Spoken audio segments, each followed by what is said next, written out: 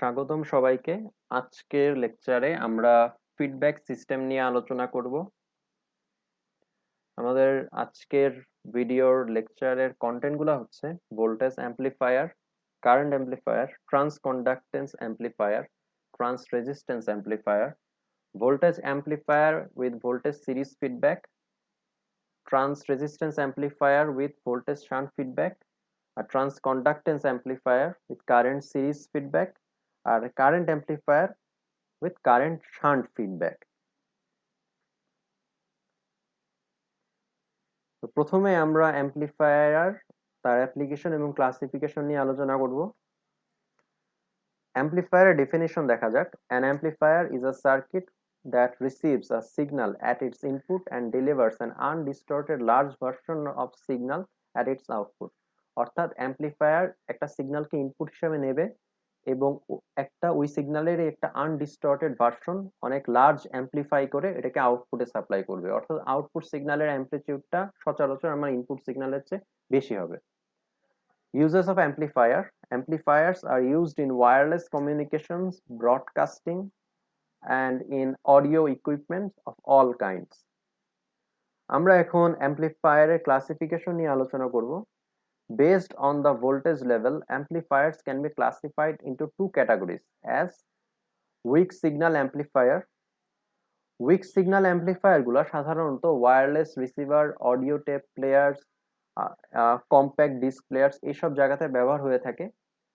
Week signal amplifier বলার উদ্দেশ্য হলো এটা সাধারণত একটু কম ভ্যালুর, কম অ্যাম্প্লিটিউডের সিগন্যালকে ইনপুট হিসাবে নেয়।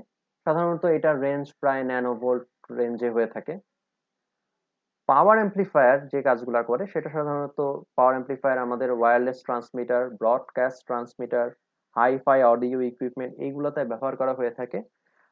ট্রান্সমিটারে ব্যবহার করার একটা উদ্দেশ্য হলো যে আমি যে সিগন্যালটা ট্রান্সমিট করব, অর্থাৎ এক জায়গা থেকে আরেক জায়গায় আমি পাঠাবো, সেই সিগন্যালের স্ট্রেংথ বা পাওয়ার যদি খুব বেশি না হয়ে থাকে তাহলে সে একটা লম্বা ডিস্টেন্স ট্রাভেল করতে পারবে না। That's why power amplifier use করে ইনপুট সিগন্যালটাকে অনেক বেশি অ্যাম্প্লিফাই এবং অনেক বেশি শক্তিশালী বা পাওয়ারফুল করে দেওয়া হয়, যাতে সেটা উইথাউট এনি ডিস্টরশন এনভায়রনমেন্টের মধ্য দিয়ে রিসিভারের কাছে যেতে পারে। A power amplifier is designed to deal with large input signals, in some cases measuring only a few volts. So আমাদের উইক সিগন্যাল যেখানে ন্যানো ভোল্ট লেভেলের কাজ করে, আমাদের পাওয়ার অ্যাম্প্লিফায়ার সেটা কয়েক ভোল্টের মেজারমেন্টে থাকতে পারে। তো ক্লাসিফিকেশন আমরা আরেকটা ক্রাইটেরিয়া দেখব। এই ক্রাইটেরিয়ার উপর ফোকাস করে আমাদের আজকের লেকচার ভিডিওটা তৈরি করা। Based on the magnitudes of input and output impedances of an amplifier relative to the source and load impedances, respectively, amplifiers can be classified into four broad categories. অর্থাৎ ইনপুট এবং output ইম্পিডেন্সের ভ্যালুটা যেটা measure করা হচ্ছে relative to source আর load, আমরা এই ক্রাইটেরিয়ার উপর বেস করে অ্যাম্প্লিফায়ারকে চারটা ক্যাটাগরিতে ভাগ করতে পারি। নাম্বার 1 ক্যাটাগরি হচ্ছে voltage amplifier, number 2 current amplifier, 3 trans conductance amplifier, 4 trans resistance amplifier. আমরা এই চারটা ধরনের অ্যাম্প্লিফায়ার নিয়ে বিস্তারিত আলোচনা করব। প্রথমে আসি আমাদের ভোল্টেজ অ্যাম্প্লিফায়ার নিয়ে। A voltage amplifier is an amplifier which provides an output voltage proportional to the input voltage, and the proportionality factor is independent in the magnitudes of source resistance and load resistance. অর্থাৎ আমার এই amplifier input হিসাবে গণ্য করে একটা ভোল্টেজকে এবং output হিসাবে দেয় আরেকটা ভোল্টেজকে। তো এই অর্থাৎ আমাদের ইনপুটটাও ভোল্টেজ, আউটপুটটাও ভোল্টেজ, দ্যাটস ওয়াই এটাকে ভোল্টেজ অ্যাম্প্লিফায়ার বলা হয়ে থাকে।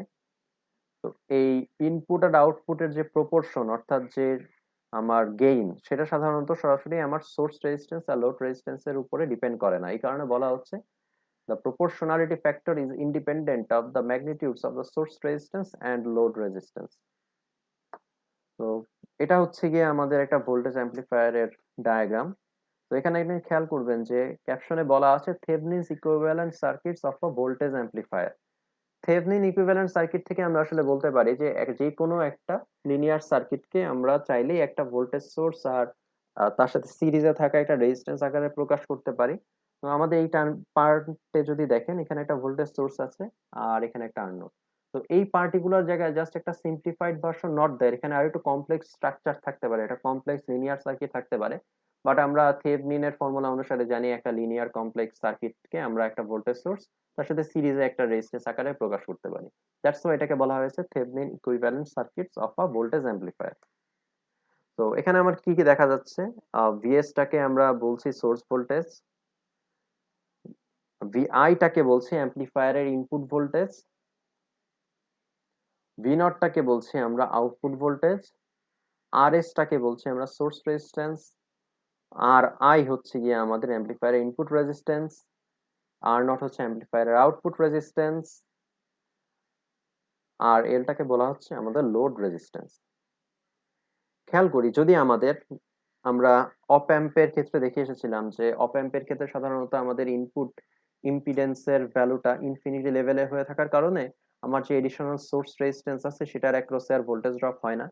তো এখানে এই জিনিসটাই বলা হয়েছে, যদি আমাদের আর আই এর ভ্যালুটা খুব বেশি হয় আর এস এর তুলনায়, তো কমপ্লিট সোর্স ভোল্টেজ আমার সরাসরি আমার ইনপুটে চলে আসবে। তো তখন আমরা ভিএস ইকুয়াল টু ভিআই সরাসরি ভাবে বলতে পারি, অর্থাৎ source voltage equal to amplifier input voltage. এখন আমরা সিমিলার একটা একটা ক্রাইটেরিয়া দেখব আউটপুট রেজিস্ট্যান্স আর লোড রেজিস্ট্যান্সের মধ্যে।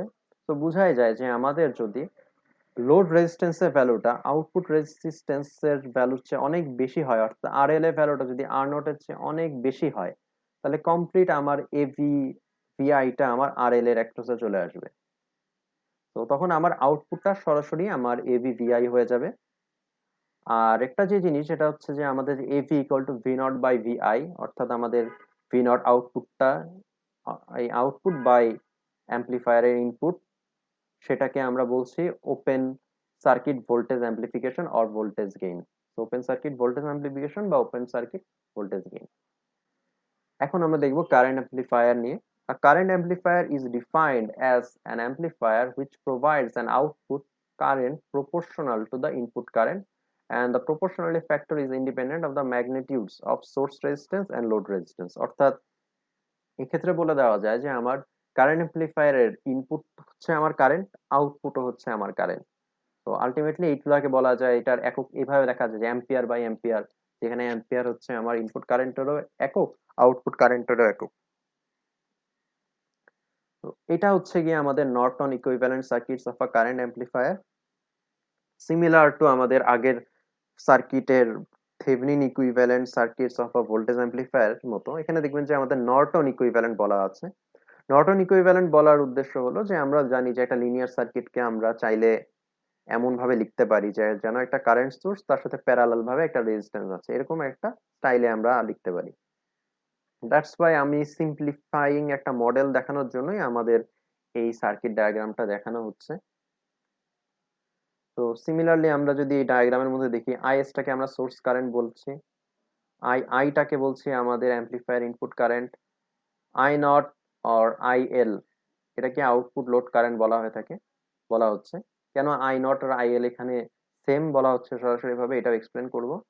If the amplifier input resistance Ri is smaller compared to the source resistance, then II equal to Is. তো এই কথাটা মানে কি বোঝাচ্ছে, যদি আমার Is এর ভ্যালুটা Ri এর চেয়ে অনেক বেশি হয় তাহলে ম্যাক্সিমাম অ্যামাউন্ট অফ কারেন্ট কিন্তু আমার Ri এর মধ্য দিয়ে যাবে, কারণ Rs আর Ri হচ্ছে প্যারালাল। তো এই জন্যই বলা হচ্ছে যদি আমাদের I এর ভ্যালুটা Rs এর চেয়ে খুবই কম হয় তাহলে সোর্স কারেন্টটা মোটামুটি পুরাটাই আমার I দিয়ে যাবে।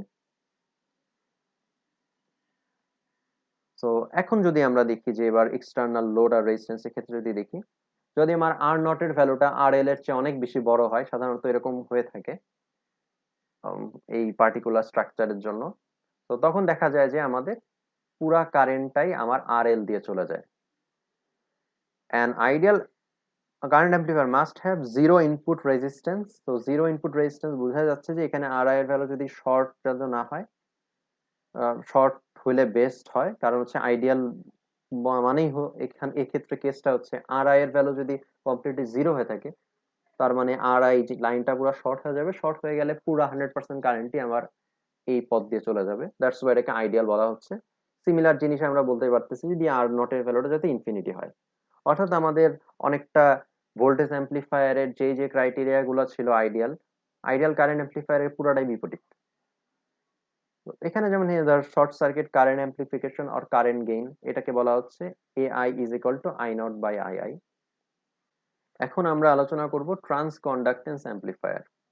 A transconductance amplifier is defined as an amplifier which provides an output current proportional to the input voltage, and the proportionality factor is independent of the magnitude of the source resistance and load resistance। অর্থাৎ এক্ষেত্রে যে জিনিসটা বলা যায় যে এই টাইপের অ্যাম্পলিফায়ারের ক্ষেত্রে আমাদের ইনপুট হিসাবে থাকবে ভোল্টেজ এবং আউটপুট হিসাবে আমরা পাবো কারেন্ট, এবং ওই আউটপুট কারেন্টটা আমার ইনপুট ভোল্টেজের প্রপোর্শনাল হবে। অর্থাৎ ইনপুট ভোল্টেজ যদি আমি বাড়িয়ে দেই আমার আউটপুট কারেন্টও বেড়ে যাবে। তো এই যে প্রপোর্শনালিটি ফ্যাক্টরটা আছে, অর্থাৎ ইনপুট কারেন্টকে ইনপুট ভোল্টেজকে কতটুকু বাড়ালে আউটপুট কারেন্ট ঠিক ততটুকু বাড়বে, এই ফ্যাক্টরটা সাধারণত আমাদের সোর্স রেজিস্ট্যান্স আর লোড রেজিস্ট্যান্সের ভ্যালুর উপরে ডিপেন্ড করে না। এই জিনিসটা আমরা দেখতে পাচ্ছি যে trans conductance amplifier is represented by Thevenin equivalent at its input circuit and Norton equivalent at its output circuit। অর্থাৎ আমাদের ইনপুট সাইডে আমরা থেভেনিন ইকুইভ্যালেন্ট ফর্মটা ইউজ করছি, কারণ এই ইনপুট সাইডে আমাদের ভোল্টেজ সোর্সের সাথে সিরিজে একটা রেজিস্ট্যান্স আছে, আর আউটপুট সাইডটাতে আমাদের নর্টন ইকুইভ্যালেন্ট সার্কিটটা আমরা ফলো করছি, কারণ আমাদের দেখা যাচ্ছে যে আমাদের কারেন্টের সাথে প্যারালাল ভাবে, একটা কারেন্ট সোর্সের সাথে প্যারালাল ভাবে আমাদের একটা আউটপুট রেজিস্ট্যান্স রয়েছে।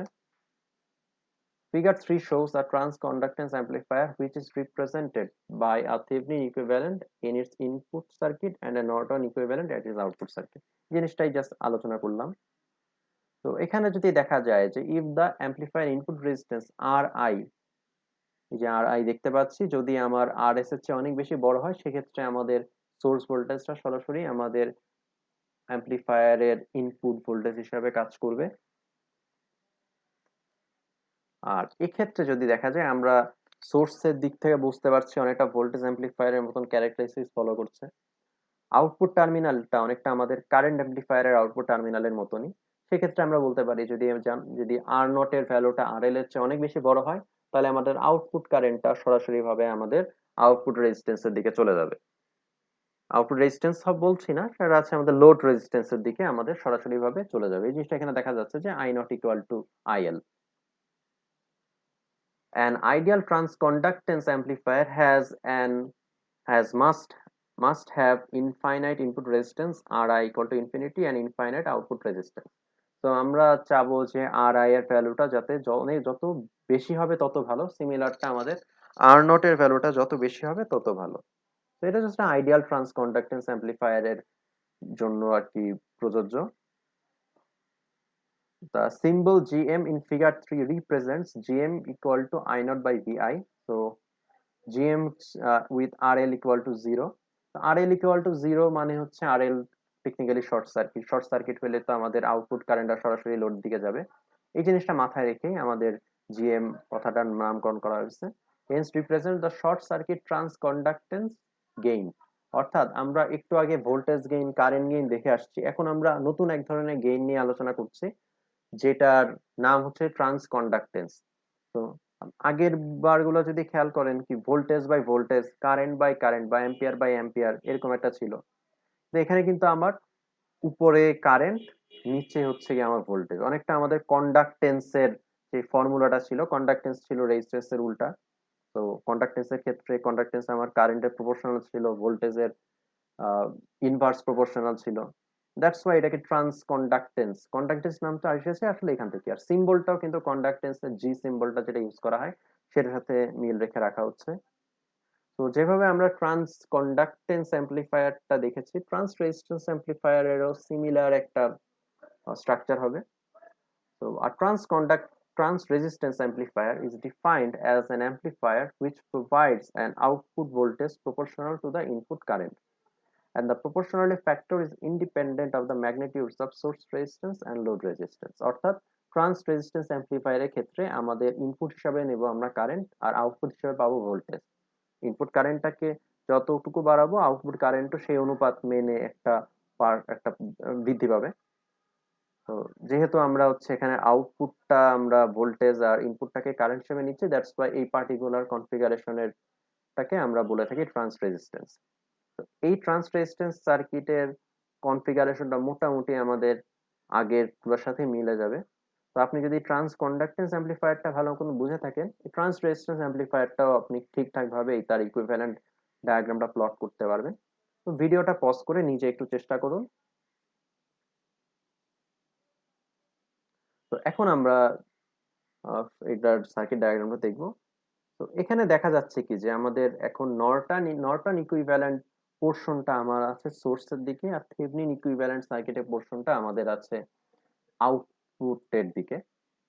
So figure 4 shows a trans resistance amplifier which is represented by a Norton's equivalent in its input circuit and a Thevenin equivalent in its output circuit. If the amplifier input resistance Ri is smaller compared to the source resistance, then Ii equal almost equivalent to Is, অর্থাৎ যে জিনিসটাই বলা হচ্ছে যে Rs এর ভ্যালুটা যদি আমার অনেক বেশি হয় Ri এর তুলনায়, সেক্ষেত্রে আমাদের এই কারেন্টটা আমাদের কারেন্টটা আছে সেটা আমার রেজিস্ট্যান্সের মধ্য দিয়ে Ri এর মধ্য দিয়ে ফ্লো করবে। সিমিলার আমরা একটা ক্রাইটেরিয়া পাবো আমার আউটপুটের জন্য। তো আউটপুটের জন্য কি হবে, আমি চাই যে আমার আউটপুটে যে ভোল্টেজটা সেটা আর লোডের অ্যাক্রসে পুরোপুরি ভাবে আসুক। তাহলে সেক্ষেত্রে আমরা চাবো যে আর এল এর ভ্যালুটা যাতে আর নট এর চেয়ে অনেক বেশি বড় হয়, বা আর নট এর ভ্যালুটা যত কম হবে তত বেটার। তাহলে সেক্ষেত্রে আমাদের আর এল এর অ্যাক্রসে যে ভোল্টেজ ভি নট সেটা ভ্যালুটা হয়ে যাবে আর এম আই আই এর সমান। So an ideal transconductance amplifier must have zero input resistance and zero output resistance. তো আশা করি বুঝতেই পারছেন যে কেন আমরা জিরো চাচ্ছি আমার ইনপুট রেজিস্ট্যান্স এবং আউটপুট রেজিস্ট্যান্স হিসেবে। তো এখানে যদি আমরা আগের কন্ডাক্টেন্সের সময় জিএম দেখেছিলাম, এখন আমরা আর এম দেখছি। তো অনেকটা সিমিলারই তাদের কনসেপ্টটা, যে আমাদের আউটপুট হচ্ছে আমাদের ভোল্টেজ আর ইনপুট হচ্ছে আমাদের কারেন্ট। তো অনেকটা যে ওহমের সূত্র অনুসারে আমরা V equal to R I যে ফর্মুলাটা দেখেছিলাম, ওখানে মনে হচ্ছে যে রেজিস্ট্যান্সের ভ্যালুটাকে অনেকটা আর কি ফলো করছে। তো এই পার্টিকুলার এই গেইনটার নাম হচ্ছে গিয়ে ট্রান্স রেজিস্ট্যান্স গেইনটা। তো এটা ইউনিটটা কি হবে, ভোল্টেজ পার অ্যাম্পিয়ার। কিন্তু এটা কিন্তু এককটা কিন্তু ওহম না, কারণ ওহম হচ্ছে রেজিস্ট্যান্সের ইউনিট, কিন্তু এখানে আর হচ্ছে এটা গেইন।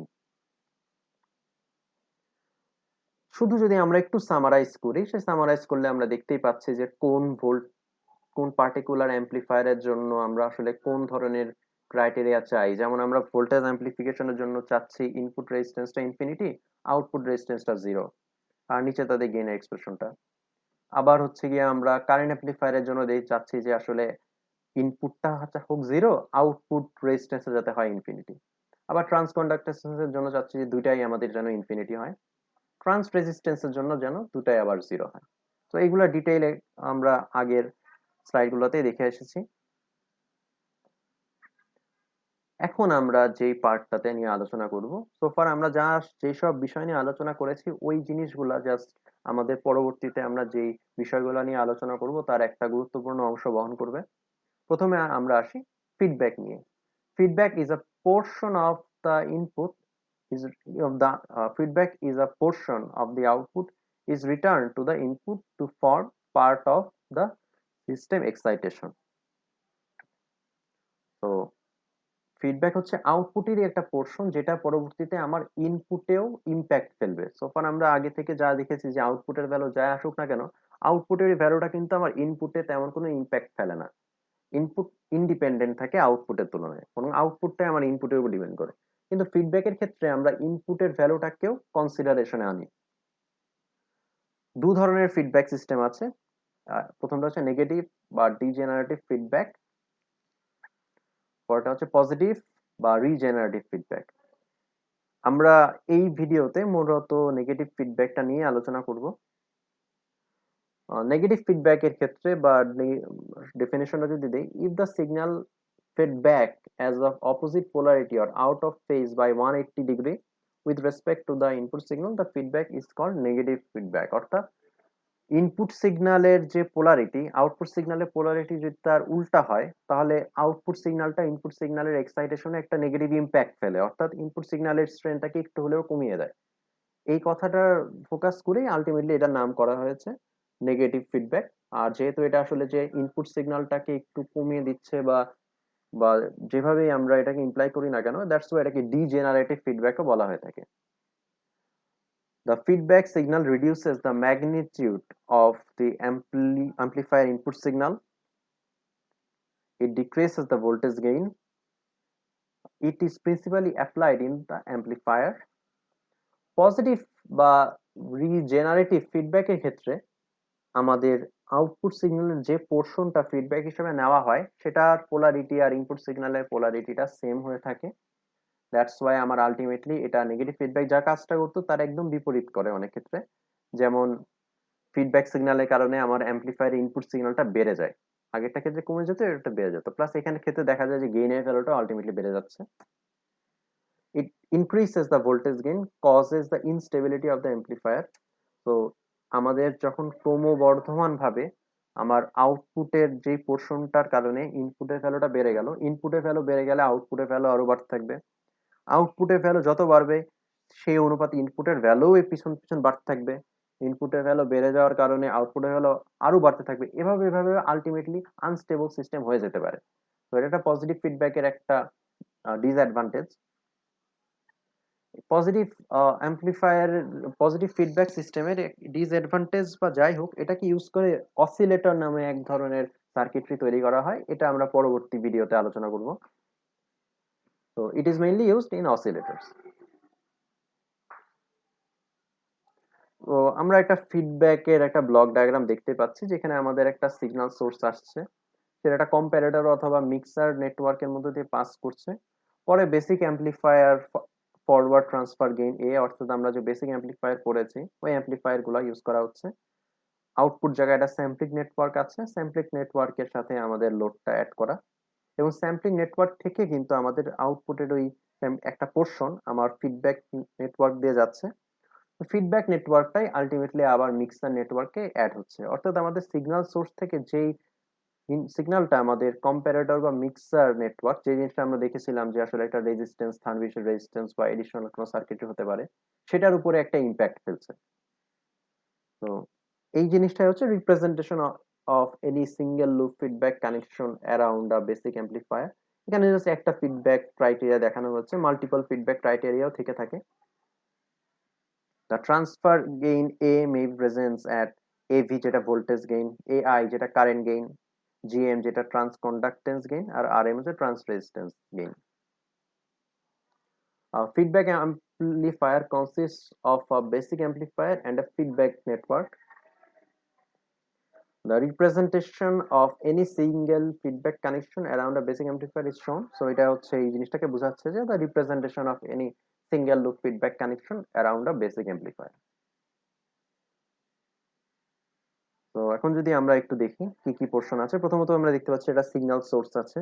সেই সিগন্যাল সোর্সটা ধরেন আমাদের যে কোনো সিগন্যাল সোর্স হতে পারে, সেটা এসি সিগন্যাল জেনারেটর হতে পারে বা বা মোটামুটি যে আমাদের ভয়েস সিগন্যাল হোক বা মোট কথা আমাদের এসি বা ডিসি যে কোনো ধরনের সিগন্যাল আমাদের এটা হতে পারে। Feedback network with reverse transmission, এটা তো আমাদের ফিডব্যাক নেটওয়ার্ক। কেন এটাকে রিভার্স বলছে, কারণ আমার নর্মালি ইনপুট থেকে আউটপুটের দিকে যায়, তখন সিগন্যাল আমার আউটপুট থেকে ইনপুটের দিকে আসছে। স্যাম্পলিং নেটওয়ার্কটা আসলে আমাদের অ্যাম্পলিফায়ার থেকে যে পোর্শনটা আমার আউটপুটের যাওয়ার আগে যে পার্টিকুলার সার্কিটের মধ্যে এন্টার করে সেটাই হচ্ছে স্যাম্পলিং নেটওয়ার্ক। কম্পারেটর বা মিক্সার নেটওয়ার্ক, এই জায়গাতে হচ্ছে আমাদের সিগন্যাল সোর্সের সাথে আমার রিভার্স ফিডব্যাক যে পাথের যে সিগন্যালটা ওদের মধ্যেকার একটা মিক্স হয়, সেই মিক্সের ইম্প্যাক্ট হিসাবে আমার ফিডব্যাক টপোলজির উপর ডিপেন্ড করে ইনপুট সিগন্যালের ইম্প্যাক্টটা বেড়ে যেতে পারে, কমেও যেতে পারে। Basic amplifier with forward transfer gain, so এটাকে আমরা নর্মালি যে গেইনটাকে ওটাকে ফরওয়ার্ড ট্রান্সফার গেইন বলছি, অর্থাৎ ইনপুটে যা পাচ্ছে সেটাকে সেটা গেইন দিয়ে মাল্টিপ্লাই করে আউটপুটে পাস করছে।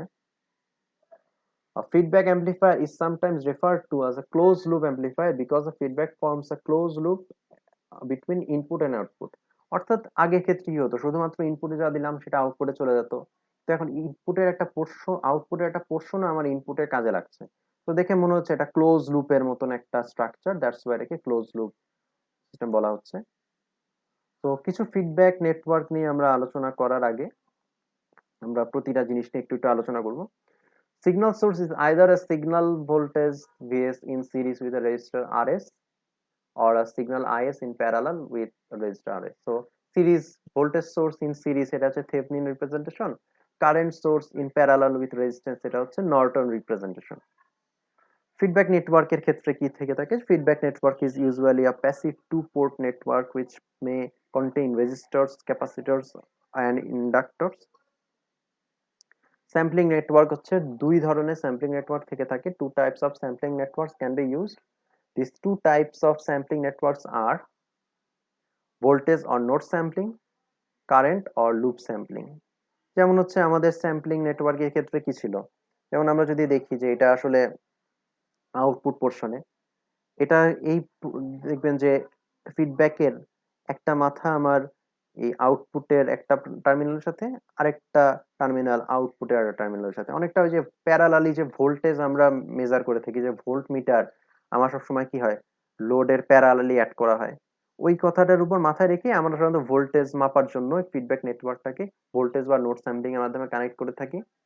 আর সেকেন্ডটা যে কারেন্ট বা লুপ স্যাম্পলিং, এখানে যদি দেখা যায় যে আমার আলটিমেটলি কি হচ্ছে যে একেবারে সিরিজ আমার আই নটটা আর এল হয়ে আলটিমেটলি একটা পোর্শন আমার ফিডব্যাক নেটওয়ার্কের মধ্যে চলে আসে।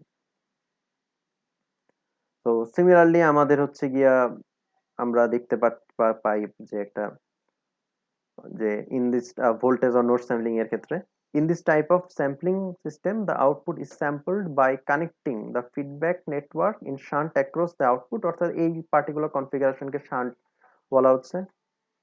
তারপরে আমরা যদি দেখি সেটা হচ্ছে current or loop sampling. Current বা লুপ স্যাম্পলিং এর ক্ষেত্রে দেখা যায় যে আমাদের sampling system the output is sampled by connecting the feedback networks in series with the output, অর্থাৎ এখানে দেখা যাচ্ছে যে আমাদের মোটামুটি এটা সিরিজেই, তো আই নট এর সাথে আর এল এর সাথে একটা টার্মিনাল এভাবে মোটামুটি এই কনফিগারেশন একটু সিরিজ কনফিগারেশনে কানেক্ট। কম্পারেটর বা মিক্সার নেটওয়ার্ক সিমিলার একটা কাজ করবে আমাদের আমাদের যেরকম আমরা দেখেছিলাম যে সিরিজ মিক্সিং বা শান্ট মিক্সিং এর মতনই। তো এক্ষেত্রে যদি দেখা যায় যে আমার প্রথমত এটা তো আমাদের সোর্স, এখানে হচ্ছে সিরিজ মিক্সার। কেন সিরিজ মিক্সার? কারণ আমাদের ফিডব্যাক পাথের একটা পোর্শন আমার আলটিমেটলি আমাদের ইনপুটের মিক্সার সিরিজের সাথে একটু সিরিজ ভাবে কানেক্টেড। বিপরীত দিকে আমরা দেখতে পাচ্ছি যে এই পার্টিকুলার কনফিগারেশনের জন্য আমাদের প্যারালাল ভাবে ফিডব্যাক পাথটা connected. A differential amplifier is often also used as a mixer, অর্থাৎ মিক্সারের এখানেই আমাদের ডিফারেনশিয়াল অ্যাম্পলিফায়ার ব্যবহার করা হয়ে থাকতে পারে।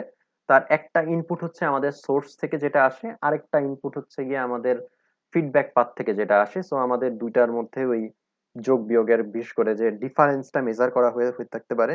স্পেশালি নেগেটিভ ফিডব্যাকের জন্য আমাদের আসলে যেহেতু ডিফারেনশিয়াল অ্যাম্পলিফায়ারটা ইউজ করা হয়, কারণ আমাদের একটা টার্মিনালে যদি আমাদের সোর্স থেকে আসে আরেকটা টার্মিনালে যদি আমি ফিডব্যাক পাথে দিয়ে দিই, তাহলে আমাদের ওই অ্যাম্পলিফায়ার আউটপুট হিসেবে দুটা সিগন্যালের বিয়োগফল একটা পোর্শন জমা দেবে। Such an amplifier has two inputs, gives an output proportional to the difference between signals at the two inputs, যেটা বললাম। তো আমরা এখন কিছু টপিক নিয়ে আলোচনা করব। The symbol in in figure 5 represent the ratio of output signal to input signal at a basic amplifier.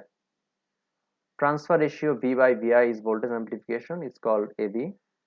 যদি আমাদের দুইটাই কারেন্ট ইনপুট আউটপুট দুইটা কারেন্ট হয়ে থাকে তাহলে আমরা এটাকে কারেন্ট গেইন এবং সিম্বল আকারে AI লিখবো। জিএম লিখবো যদি আমাদের আউটপুটটা কারেন্ট ইনপুটটা ভোল্টেজ হয়ে থাকে, আর আরএম লিখবো গেইন হিসাবে যদি আমাদের আউটপুটটা ভোল্টেজ আর ইনপুটটা কারেন্ট হয়ে থাকে। Although GM and RM are defined as ratio of the two signals, one of these is a current and other is a voltage waveform. Hence, the symbol GM/RM does not represent amplification in the usual sense of the word, but আমরা এই জিনিসটা দ্বারা amplification যদি সচরাচর ওইভাবে use করা হয় না, কারণ বাট এটা আমরা আসলে এটা একটা আইডিয়া পেতে পারি যে আমাদের আসলে ইনপুটের চেঞ্জের সাথে সাথে আউটপুটের কেমন চেঞ্জ হচ্ছে। Nevertheless, it is convenient to refer to each four quantities as transfer gain of the basic amplifier without feedback, to use the symbol A to represent any of the four quantities. So আমরা আমাদের আগের ডায়াগ্রামের ক্ষেত্রে যেটা basic amplifier gain A দ্বারা প্রকাশ করছি, A দ্বারা মূলত আইদার AB, AI, GM বা RM যে কোনো কাউকে বোঝাতে পারে। The symbol AF is defined as the ratio of the output signal to the input signal of the amplifier in the configuration and is called transfer gain of the amplifier with feedback. Similarly আমাদের এই গেইনের expression গুলো এখানে দেওয়া আছে। তো negative feedback যে আমরা ব্যবহারটা করছি, যদিও আমি বলছি যে সেটা হচ্ছে আমার ইনপুট সিগন্যালটাকে ভ্যালুটাকে কমায় দেয়, সো আলটিমেটলি গেইনের ভ্যালুটা কমে যায়। তো আমার আসলে লাভটা কি কি? In the negative feedback system, the gain AF with the feedback is lowered in comparison with the transfer gain A of an amplifier without feedback. So the voltage gain in a negative feedback is reduced. So far আমরা এগুলো জানি। While negative feedback results in reduced overall voltage gain, a number of improvements are obtained. Among them are, first of all, আমাদের ভোল্টেজের স্টেবিলিটিটা maintain হয়, better stabilised voltage gain under variation of parameters, improved overall frequency response, linear operation. আমরা সচরাচর চাই যে আমাদের অপারেশনগুলো যাতে linear হয়, অর্থাৎ একটা ইনপুটের জন্যই একটা আউটপুট। তো মাল্টিপল সেম ইনপুটের জন্য একই আউটপুট পেয়ে গেলে পরবর্তীতে অসুবিধার সৃষ্টি হতে পারে। আমাদের নয়েজটা কমে যায়। আর নন লিনিয়ার ডিস্টরশন, বিশেষ করে এটা এক ধরনের সিগন্যাল ডিস্টরশন বা বিকৃতির একটা ফর্ম, এটাও কমে যায়। তো এখানে আমরা আসলে চারটা টপোলজি নিয়ে দেখছি, সেটার ক্ষেত্রে কি হতে পারে। যেমন আমাদের ক্ষেত্রে যদি আমরা দেখি যে আমরা যদি এখানে বেসিক ভোল্টেজ অ্যাম্পলিফায়ার ইউজ করে থাকি, তাহলে কি আমাদের ইনপুটও ভোল্টেজ আউটপুটও ভোল্টেজ। তো অ্যাম্পলিফায়ারের এখানে কিন্তু যে ইনপুটটা আসতেছে সেটা কিন্তু একটা ভোল্টেজ ওয়েভফর্ম। তো আমাদের যে সিগন্যালটা থেকে আমার আলটিমেটলি হচ্ছে একটা ভোল্টেজ সিগন্যাল বিয়োগ করেই আমার ওভারঅল ওই ইনপুটটাকে আমার বেসিক ভোল্টেজ অ্যাম্পলিফায়ার দিতে হবে। দ্যাটস ওয়াই কনফিগারেশনটা এরকম। কারেন্ট অ্যাম্পলিফায়ারের ক্ষেত্রে বোঝা যাচ্ছে যে আমাদের ভোল্টেজ অ্যাম্পলিফায়ার থেকে একেবারে বিপরীত, অর্থাৎ আমার এখানে দুটা কারেন্টের মধ্যে কম্পারিজন বা যোগ বিয়োগ করতে হবে। তো এখানে দেখা যাচ্ছে কি আমাদের সিস্টেমটা মোটামুটি একটা দুই সাইডেই একটা সিরিজ স্ট্রাকচার, যাতে আমার এই পার্টিকুলার টাইমে যেহেতু আমাদের এখানে ভোল্টেজের সাথে আমার কারেন্টের একটা ইকুইভ্যালেন্ট সিগন্যাল হচ্ছে গিয়া মানে বিয়োগ করতে হবে, যেহেতু ভোল্টেজের সাথে আমাদের বিয়োগ করতে গেলে ভোল্টেজকে বিয়োগ করতে হয়। তো ফিডব্যাক নেটওয়ার্কটা এমনভাবে ডিজাইন করা হয় যে আউটপুট কারেন্টের করেসপন্ডিং সে একটা ভোল্টেজ জেনারেট করে, সেই ভোল্টেজের উপর যে জেনারেট হচ্ছে সেটাই আমার এই সোর্স ভোল্টেজ থেকে বিয়োগ হয়ে আলটিমেটলি আমাদের একটা কারেক্ট অ্যান্ড স্টেবল আউটপুট দেয়। বিপরীত জিনিসটা দেখা যায় আমাদের trans resistance amplifier with voltage shunt feedback, অর্থাৎ এখানে দেখা যাচ্ছে যে আমাদের ইনপুটে কারেন্টটা, তো এখানে আমার কারেন্টের সাথে তো আমার কারেন্টেরই কম্পারিজন করতে হবে। তো আউটপুট সাইডে ভোল্টেজটা ইউজ করে একটা ইকুইভ্যালেন্ট কারেন্ট জেনারেট করা হয়, যাতে ওই দুটা কারেন্টের মধ্যে কম্পারিজন করার মাধ্যমে আলটিমেটলি আমরা একটা স্টেবল সিস্টেম পেয়ে যাব। তো ফিডব্যাক টপোলজিকে যদি সামারি করি, এক্ষেত্রে দেখা যায় যে আমার ভোল্টেজ সিরিজ ফিডব্যাকের ক্ষেত্রে গেইনের ভ্যালুটা কমে যায়, প্রতিটার ক্ষেত্রে আমাদের গেইনের ভ্যালুটা কমে যায়, ব্যান্ডউইথের ভ্যালুটা দুইটা ক্ষেত্রে বেড়ে যায়, শুধু ইনপুট আর আউটপুট রেজিস্ট্যান্স এই দুটার মধ্যে বাড়া কমার মধ্যেই থাকে। তো দেখা যাচ্ছে যে আমার ভোল্টেজ সিরিজ আর কারেন্ট সিরিজ জন্য ইনপুট রেজিস্ট্যান্স কম হলেও কারেন্ট শান্ট ভোল্টেজ শান্টের জন্য আমাদের ইনপুট রেজিস্ট্যান্সের ভ্যালুটা বেশি হওয়া ভালো। আর আউটপুট রেজিস্ট্যান্সের জন্য দেখা যায় যে আমাদের আউটপুট রেজিস্ট্যান্সটা আমার হচ্ছে ভোল্টেজ সিরিজের জন্য আর ভোল্টেজ শান্টের জন্য কম হলে ভালো, আর কারেন্ট শান্ট কারেন্ট সিরিজের জন্য আমার আউটপুট রেজিস্ট্যান্সটা বেশি হলে ভালো। তো ধন্যবাদ সবাইকে।